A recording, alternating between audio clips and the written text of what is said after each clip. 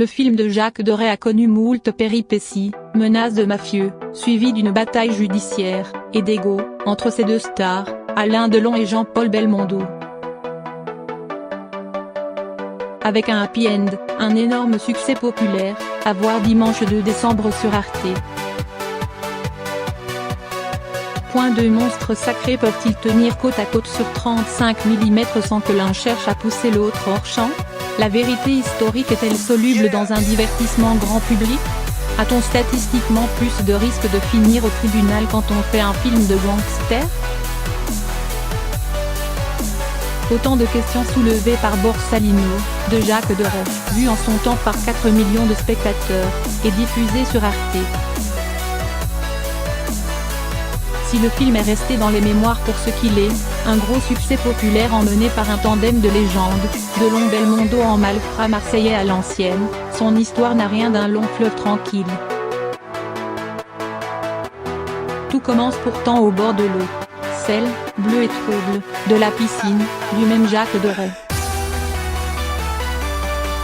Nous sommes en août 68, à Ramatuelle, sur le tournage du film. Entre deux ploufs, Alain Delon lit Bandit à Marseille, un livre d'Eugène Sacomano sur le gangstérisme de la cité phocéenne dans les années 30.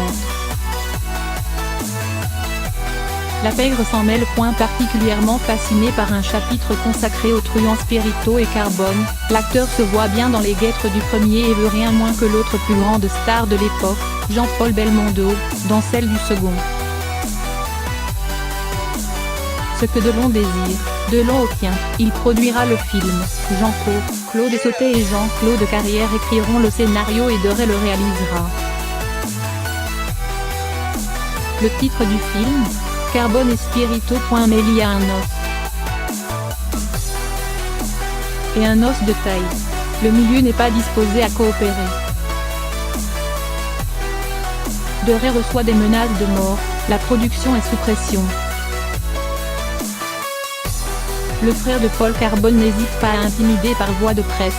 Croyez-moi, ce film ne se fera pas, assure-t-il à François au printemps 69. Nous saurons l'empêcher, si on le tourne, je sais bien ce qu'on va dire, que mon frère et Spirito étaient des gangsters et qu'ils ont fait pique-pendre. Cela, je ne le veux pas parce que c'est faux. Heureusement, Delon existe. L'acteur qui murmurait à l'oreille de la pègre va montrer patte blanche et les Carbones, encore. Delon, Belmondo, qui a le plus gros?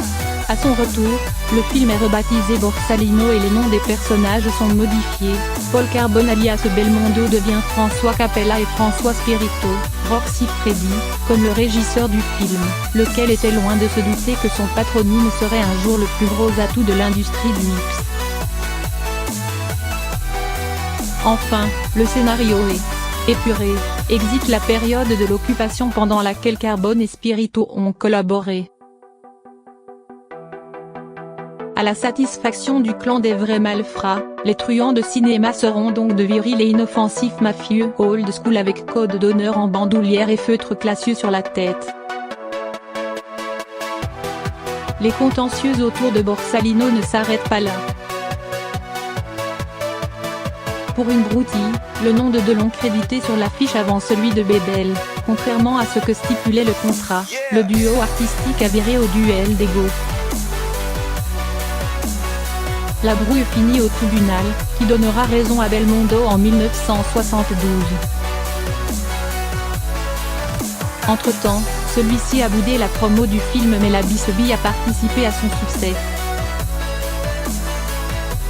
Ultime mésaventure judiciaire, les droits de diffusion de Borsalino seront bloqués entre 1995 et 2007 par la Paramount.